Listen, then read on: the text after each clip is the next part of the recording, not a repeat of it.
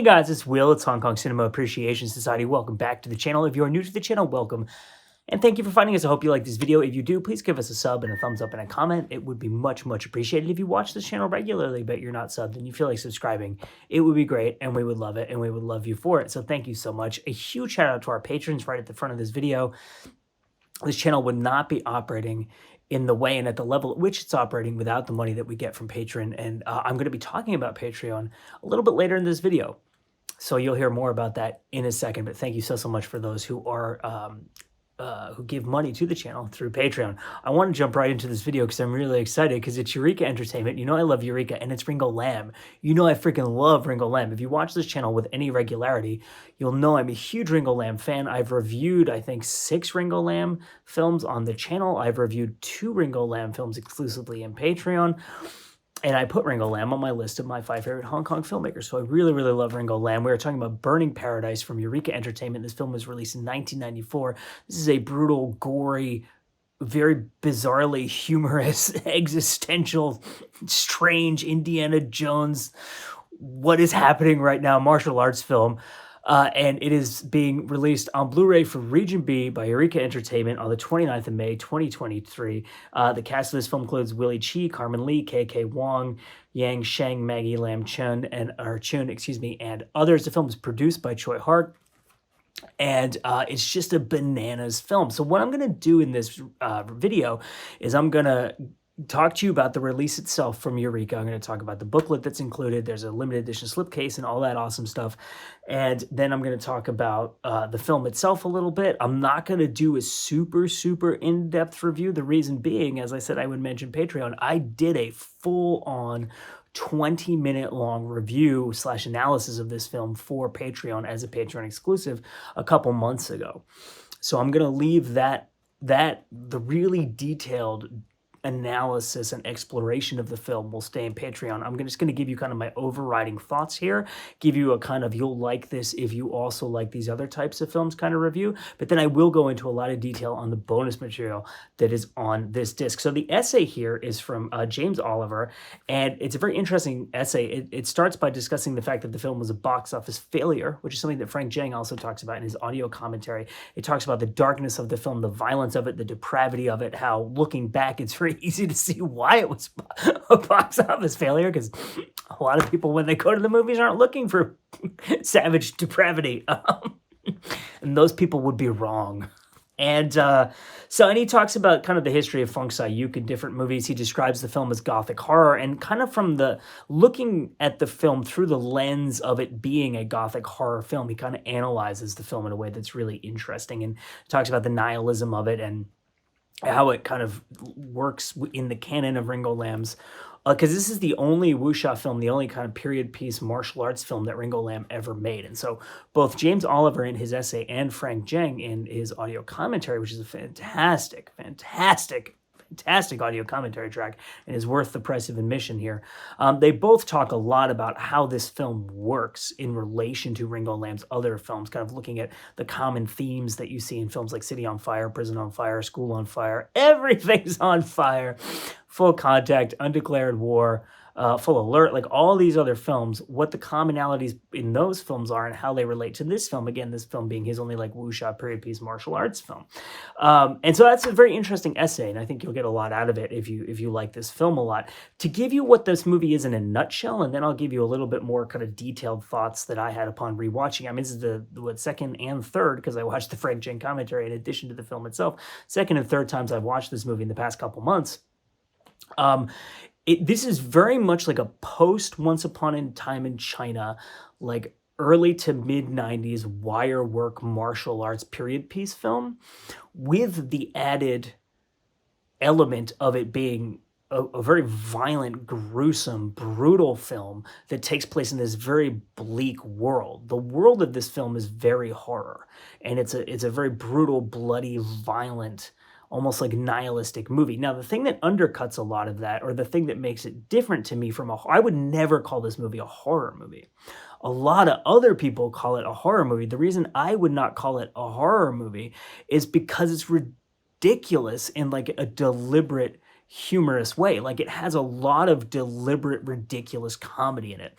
Like, there's a scene in this movie where there's like a monk, and then so Willie Chi plays Fong Sayuk, the hero from Chinese literature, who is a character who Jet Li played, and a number of other actors have played this Fong Sayuk character throughout decades of Hong Kong cinema. It's a very popular character in Hong Kong cinema and in Chinese language literature. And there's a scene where Fong Sayuk and I think it's his uncle or like this kind of Buddhist monk guy are on the run, and they run into this woman, and they're kind of like in hiding with her, and they come out of like this place where they're hiding, and the woman has like a handprint on her chest, and then she has one on her crotch, and she's like, one of you perverts was pawing at me while we were in hiding. And there's a lot of ridiculous scenes throughout this. Like, there's another scene where there's like literally a prison riot, and some guy's like, who's grabbing my dick?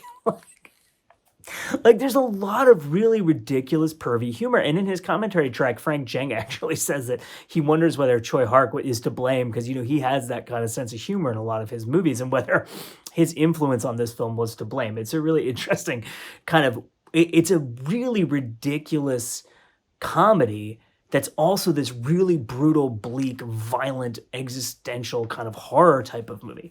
So if you think that appeals to you, I think you will like this movie. If you just like batshit insane stuff in general, like Human Lanterns and whatever, I also think, you know, Human Lanterns is a very violent, gory, you know, wuxia kind of martial arts type of Shaw Brothers film. And if you like that type of stuff, or just stuff that's kind of bananas in general with like insane shifts in tone and like violence and humor and stuff, I think you'll really dig this movie.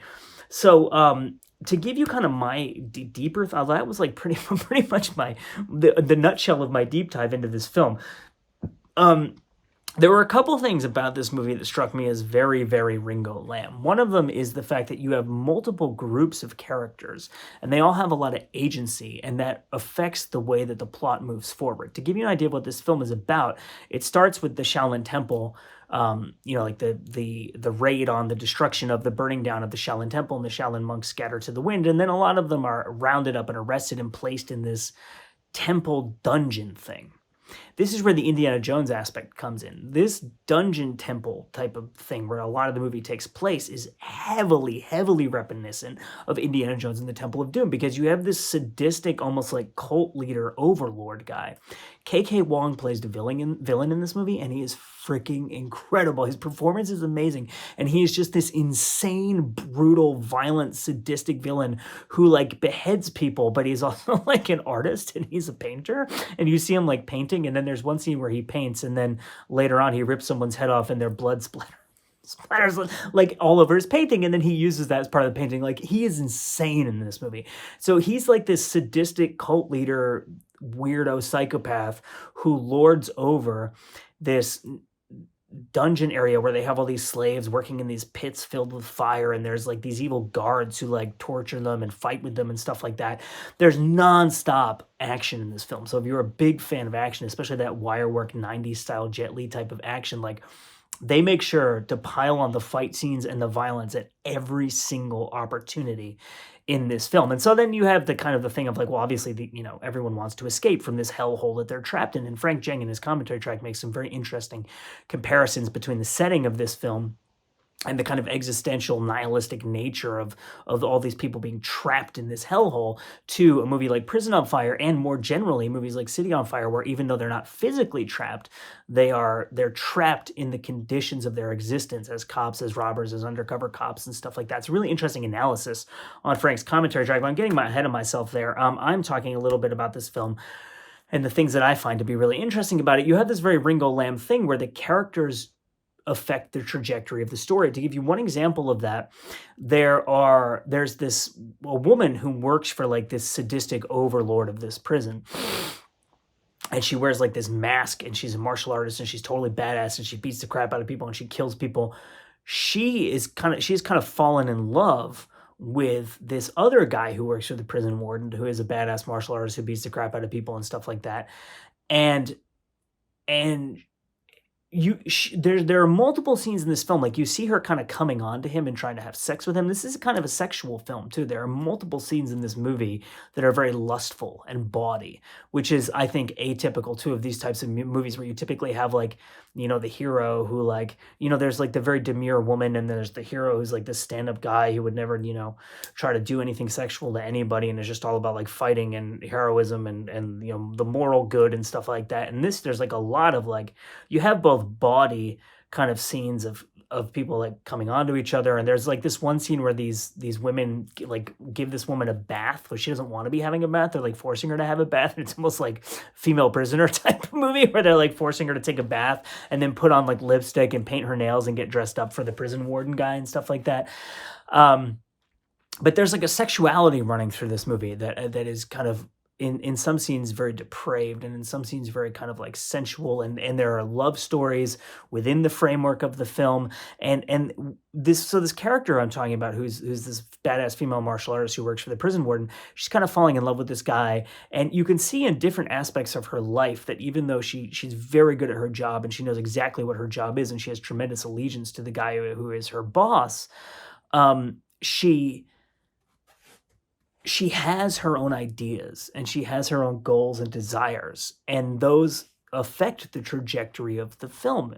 As the movie goes along, it changes course through the decisions that the characters make, rather than the characters being trapped in the fate of the framework. And that, to me, is a very, very Ringo Lam thing. The other thing I wrote down here that I really liked about this film is that there seems to be this ongoing existential metaphor running throughout the film. The opening shot of the film is freaking fantastic. It starts with, like, a painting of the Shaolin Temple being destroyed, and then it fades to actual footage in the film of the Shaolin Temple being destroyed. Like, there's fire everywhere. There's, like, beheaded monks just, like, littering the steps of the temple, bodies, blood. They show these soldiers, like, smashing down the giant statue of the Buddha and stuff like that. And so these people are, like, living in hell, right? And they're taken to this prison that's like this sadistic hell where there's a whole pit filled with dead bodies, and there's, like, people are being tortured and mutilated. There's brutal graphic violence everywhere. And so they're living in these very hellish, horrible conditions. And yet, as the prison warden keeps saying, if you just give up, if you let go of the idea of Shaolin, if you forget your allegiances, if you throw everything away that you care for and just let go, you can be free. I'll let you walk out of here. And I'm not going to spoil what happens at the end, but there is a part of the movie at the end where these characters have the opportunity to take their fate in their hands and change their fate, and they have to do so by destroying something that is extremely meaningful to them. And it's this, again, it's this existential question of, like, if you look at Buddhism, right, you have to let go of everything. You have to not try to control anything. It's, in Japanese Buddhism, they say that, like, a person's life is like a blade of grass floating down a stream, and you're not in control of anything, and you just have to become that blade of grass and let go of your attempt to try to control any aspect of your life, right? This film, in a way, is almost looking at the same idea. People's desperate attempts to hang on to control and the definitions of who and what they are, and their ability to be masters of a domain, is what puts them in these horrible situations. And when they are presented with the opportunity to throw all that away and be free, that's when they have the real tough existential choice to make. And I thought that was really, and that's manifested physically in interesting ways in this film. So to get into the bonus material, we have the Frank commentary track, which I said is really fantastic. This is one of my favorite Frank commentary tracks in a while. I really love this one. I learned a ton about this movie. He goes really deep into the historical context of the film, like when it takes place. He's talking about specific rulers during different dynasties, and, like, he's giving dates of this person ruled from this year to this year, and then this thing happened, and it's, like, really detailed. He talks a lot about Feng Sayuk, when the Feng Sayuk character first appeared, what the Feng Sayuk character represents, like, given the social and historical context of the Feng Sayuk character, what it represents in literature, and then why he was so popular in movies, why there are so many Feng Sayuk movies that were made over such a long period of time. That's really fascinating context there. Ringo Lam's brother was the I don't know how I never freaking knew this. Ringo Lam's brother was a screenwriter on a ton of Ringo Lam's movies, and he was in, I think, Young and Dangerous 4 as an actor, and he's in, I think, some of Ringo Lam's films in, like, background parts and stuff like that. But I had no idea that Ringo Lam's brother was a screenwriter. So Frank talks a lot about him. He talks about Willie Chi and his biography, which I knew nothing about, and how Golden Harvest was trying to make him into, like, he's an American-born Chinese. He met Johnny To. Johnny To was really impressed with him. Golden Harvest tried to make him into the next Jet Li. They starred him in some like really big budget martial arts films and stuff like that. That never panned out, obviously. And Frank kind of analyzes why that was. Really, really interesting. He talks about the film being a box office failure and why that was. A really fascinating aspect of this film in the commentary track is Frank talks a lot about how Ringo Lam was collaborating with people in mainland China at a time that people didn't really do that. Typically what they would do if they went from Hong Kong to China to film is they would bring the whole crew with them. Ringo Lam used a mainland Chinese cinematographer on this film. And then the set stuff was not shot back in Hong Kong. They did the set work, like the whole temple set that they built in Shanghai, and everything was shot there. Now, Frank did I think an hour-long interview with KK Wong, who plays the villain in this film, who also did all the paintings and calligraphy for this film. And that is not on this disc because it didn't fit on the disc. The interview was so long and the video file was so huge, it didn't fit on the disc, but it is apparently coming out on a future Eureka release. So I don't know what it is. Frank didn't tell me, but look forward to that. But Frank has so much information about this film that he got from interviewing KK Wong. Like KK Wong says that Choi Hark, even though he was the producer, wasn't really ever on the set of the movie. There's a Choi Hark interview on here too, so I'll tell you why that might have been in a second. And he talks about there was no art director on this film. It was just this, someone is listed as the art director, but he said that it was a collaboration between a lot of different people who contributed to the art direction of the film. And Frank talks about when he met Ringo Lam, which is amazing that he met Ringo Lam. Come on. And he met KK Wong at the same time. And then KK Wong remembered him when he went to interview him. Really, really cool. So this is like an amazing commentary track. It's so densely packed with information. Frank just talks nonstop the whole time. You will learn so much about this film and about the people involved in this film. I promise you it is worth listening to. And then there's a 4.5 minute long Choi Hark interview on here, which is a relatively short interview, but you get a lot of interesting information. He says that, like when he was a kid, he loved movies like this and the fighting and the romance and like the ridiculousness of this castle filled with these booby traps and stuff like that. And he's like, and you get older and you start to think there's corniness to them, but like, what if you could go out and make a film? Kind of reading between the lines to me, what he's saying is, you're looking from because he talks about it being the 1990s and stuff like that. That kind of self-awareness of the 1990s and the way that filmmakers in the 90s would look back at old things and then update them in a way that was kind of like self-aware and cool and hip and whatever, right? In the way that Tarantino did stuff like that. And like, you can kind of see this movie in a way being this like ultra-violent, insane, brutal, self-aware 90s kind of version of taking these old style movies that you might think are a little bit corny and trying to do them in a new and fresh way.